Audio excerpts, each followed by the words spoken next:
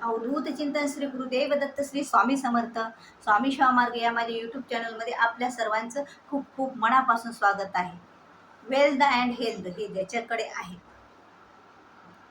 त्यांना तो या कलियुगातला सर्वात सुखी माणूस समजला जातो आणि लोक त्याला विचारतात, पण त्याच्याकडे पैसा आणि आरोग्य असेल त्याला सगळेजण मान देतात. आरोग्यापेक्षा पैशाला सर्वजण मान देतात, त्या माणसाला कुणी मान देत नाही. हेच माणूस जर 10 वर्षाखाली त्याच्याकडे काही नसेल आणि 10 वर्षाचा किंवा 5 वर्षाच्या नंतर त्याच्याकडे सगळ्या गोष्टी आलेल्या असतात, त्यावेळेला सर्वजण त्याला मान देतात, त्याला विचारतात. आणि आपल्या जवळचा मित्र असो, आपल्या जवळचे नातेवाईक असो किंवा कोणीही असो, जर आपल्याकडे पैसे नसतील किंवा आपल्याकडे धनसंपत्ती नसेल तर आपल्याला कोणीही तेवढा मानपान देत नाही किंवा विचारत नाही.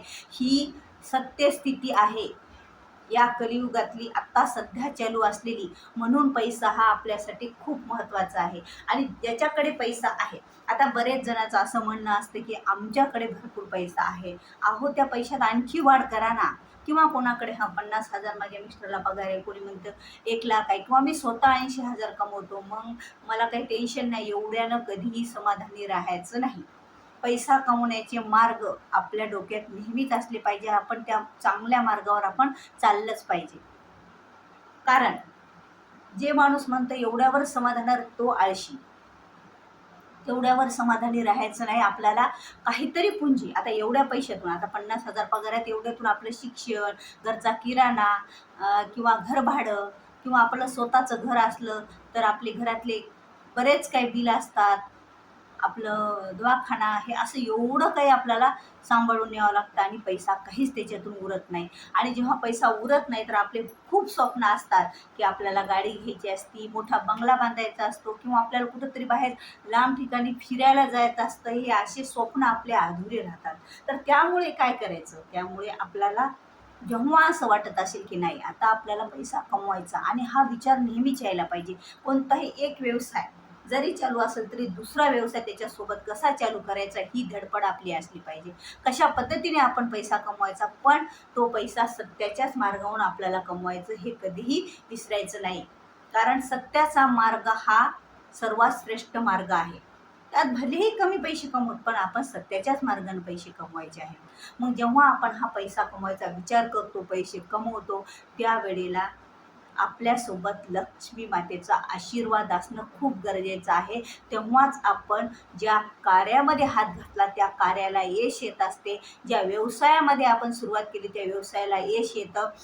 आपल्याला पैशाच्या बाबतीत जर कोणी प्रसन्न पाहिजे तर आपल्यावर लक्ष्मी माताच प्रसन्न लागतात. आणि ह्या लक्ष्मी मातेला प्रसन्न करण्यासाठी आपल्याला लक्ष्मी मातेची पूजा, काही उपाय, काही सेवा, आपल्या घरात श्रीयंत्र, कमळगट्ट्याची माळ, श्रीयंत्रावर ह्या गोष्टी आपल्याला आवश्यक आहेत. आणि ह्या एवढ्या गोष्टी आपल्याला करावंच लागणार आहेत. कारण पैसा हा आता कलियुगातलं मुख्य चलन आहे. माणसाला कोणी विचारत नाही, पैशाला विचारतात. सगळेजण पैशाला विचारतात. पैसा चलता है, पैसा बोलता है.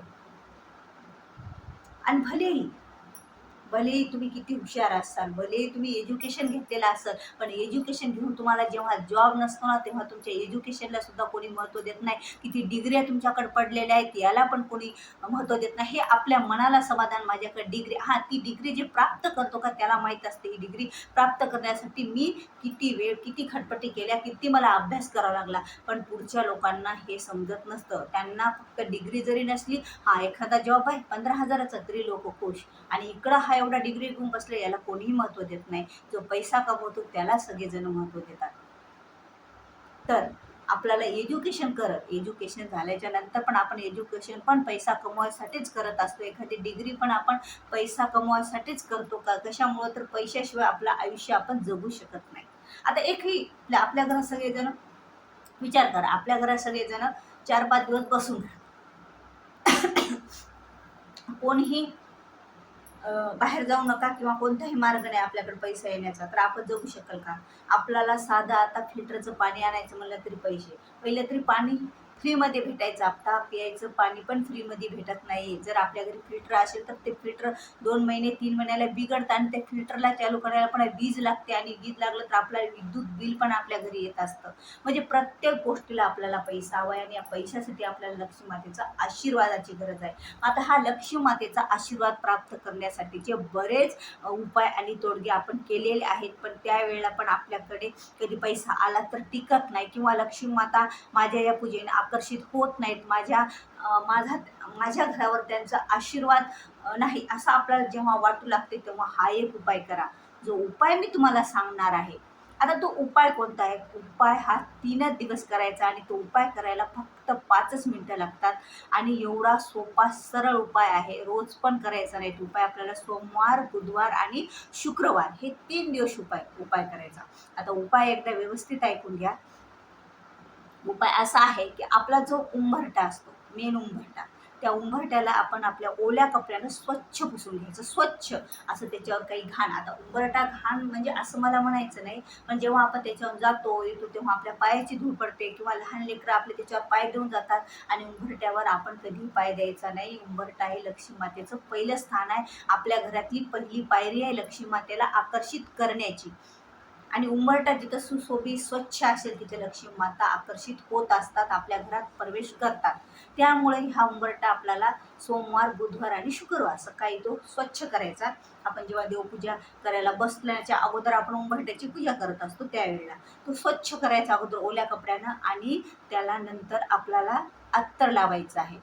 आपण एक हिना अत्तर लावू शकतो, किंवा आपण गुलाब अत्तर लावू शकतो, किंवा चंदन अत्तर लावू शकतो. या 3 अत्तरापैकी एक अत्तर लावायचं. हे तिन्ही अत्तर लक्ष्मी मातेला आवडणारे आहेत. लक्ष्मी मातेच्या पूजेच्या वेळेला हे अत्तर आपण वापरत असतो. हे कारण ह्या अत्तराच्या सुगंधानं लक्ष्मी माता आकर्षित होतात, आणि त्यांच्या प्रवेश आपल्या घराकडे होतो. आता आपण असं म्हणतो की लक्ष्मी मातेचा फोटो माझ्या घरात आहे, लक्ष्मी मातेचं श्रीयंत्र माझ्या घरात आहे, हा उपाय करायची काय गरज आहे?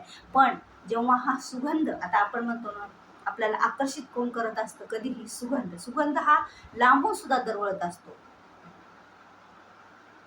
तर त्याच्यामुळे सुगंध हा महत्वाचा आहे.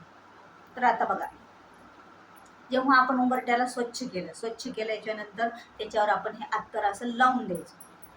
आपण अत्तर आपल्या हातावर घेऊन असं स्वच्छ उंबरट्याला लावायचं, आणि त्यावर हळदी आणि कुंकाने आपल्याला स्वास्तिक काढायची. एका साईडला कुंकाची आणि एका साईडला हळदीची स्वास्तिक काढायची, आणि त्याची पूजा करायची. बस सोमवार, बुधवार आणि शुक्रवार हे 3 दिवस हा प्रयोग आपल्याला करायचा आपल्या उंबरट्यावर.